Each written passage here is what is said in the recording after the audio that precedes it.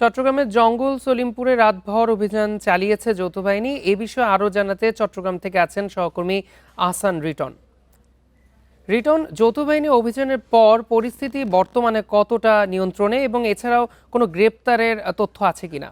না, গতকালকে রাতে যারা আসলে র্যাবের ক্যাম্পে হামলা চালিয়েছেন তাদের কাউকে আসলে পুলিশ কিংবা যৌথ বাহিনী আটক করতে পারেনি। এখন পর্যন্ত আমরা যেটি জানি সেটি হচ্ছে সন্দেহজনক, অর্থাৎ জিজ্ঞাসাবাদের জন্য 30 থেকে 32 জনকে আটক করা হয়েছে। তাদেরকে জিজ্ঞাসাবাদ করা হচ্ছে এবং যৌথ বাহিনীর পক্ষ থেকে বলা হচ্ছে যদি তারা নির্দোষ হন তাহলে তাদেরকে ছেড়ে দেওয়া হবে। আপনি দেখতে পাচ্ছেন ঠিক আমি যে জায়গাটিতে দাঁড়িয়ে আছে তার পেছনটায় দেখবেন একটি বড় গর্ত, অর্থাৎ এইখান থেকে আলীনগরের কিলোমিটার, অর্থাৎ এখানে যে যৌথ বাহিনীর যে ক্যাম্প সেটি এখান থেকে অন্তত 3 কিলোমিটার দূরে। আমরা সেখানে পায়ে হেঁটে গিয়েছিলাম, অর্থাৎ এই যে 3 কিলোমিটার পর এখানে যাতে আইন শৃঙ্খলা বাহিনী অথবা অন্য কেউ যেতে না পারে সেই জন্য এরকম 3 থেকে 4টি জায়গায় সন্ত্রাসীরা গর্ত করে রেখেছে, ফলে পায়ে হেঁটে যাওয়া ছাড়া সেখানে আসলে কারো কোনো গত্যন্তর নেই। আমরা এই বিষয়টি নিয়ে আসলে র্যাব এবং পুলিশের যে সমস্ত কর্মকর্তা এখানে রাতভর অভিযান চালিয়েছে তাদের সাথে কথা বলছে। তারা যেটি বলছে সেটি হচ্ছে গতকালকে রাত 1টার দিকে সন্ত্রাসী ইয়াসিনের নেতৃত্বে 3 থেকে 400 সন্ত্রাসী এখানে আসে এবং আলীনগরে তাদের যে নির্মাণাধীন যে ক্যাম্পটি ছিল সেই ক্যাম্পটিতে হামলা করে এবং এক পর্যায়ে সেটি আসলে তারা গুড়িয়ে দেয়। এরপর থেকে আসলে যৌথ বাহিনীর বিভিন্ন সদস্যরা, র্যাব, পুলিশ এবং সেনাবাহিনীর সদস্যদেরকেও আমরা দেখেছি তারা আসলে নানাভাবে 2 কিলোমিটার পথ পেরিয়ে সেখানে গিয়ে পরিস্থিতি নিয়ন্ত্রণ করে এবং এক পর্যায়ে সন্ত্রাসীদের সাথে তাদের সংঘর্ষ হয়। পুলিশের পক্ষ থেকে বলা হচ্ছে যে 105 রাউন্ড গুলি তারা ছুড়েছেন। তবে এই ঘটনায় আসলে উভয় পক্ষের মধ্যে কেউ আহত কিংবা নিহত হননি। আমরা আটকের ব্যাপারে জানতে চেয়েছিলাম, তারা বলছেন যে আসলে যারা ঘটনার সময় ছিলেন তারা আসলে পালিয়ে গেছে।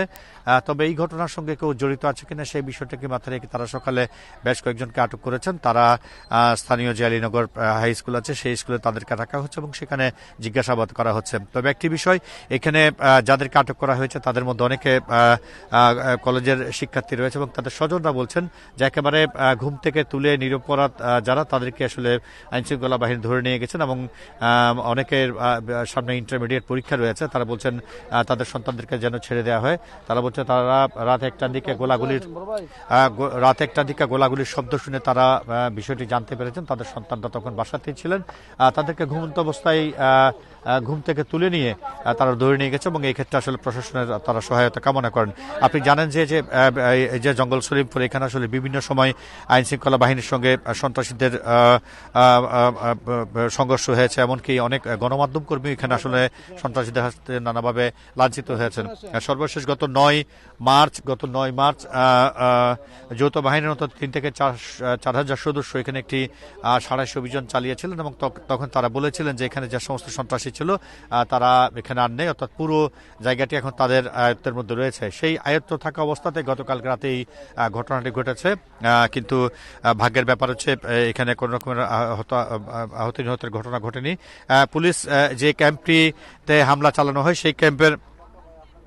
যে ক্যাম্পটিতে হামলা চালানো হয়েছিল সেই ক্যাম্পে বেশ কিছু নিরীহ শ্রমিক ছিলেন, তাদেরকে মারধর করা হয়েছে বলে তারা আমাদেরকে জানিয়েছেন।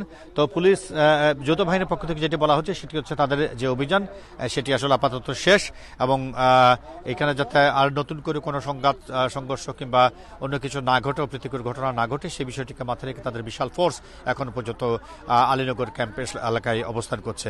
এই মুহূর্তে বেশ কয়েকজন পুলিশ সদস্যকে আমরা দেখছি তারা অভিযান শেষ করে এখন স্ব গন্তব্যে যাচ্ছে। তবে একটি বড় অংশ ক্যাম্পের যেখানে ক্যাম্প সেখানে অবস্থান করছে। তো সবকিছু মিলিয়ে বলা যায় যে রাতভর যে অভিযান ছিল সেটি এখন শেষ। কিছুটা শুনশান পরিস্থিতি বিরাজ করছে এই জঙ্গল সলিমপুরে। জি রিটন, আপনি আরো তথ্য সংগ্রহ করতে থাকুন। চট্টগ্রামের জঙ্গল সলিমপুরে রাতভর অভিযান চালিয়েছে যৌথ বাহিনী, সেখান থেকে জানাচ্ছিলেন আমাদের সহকর্মী।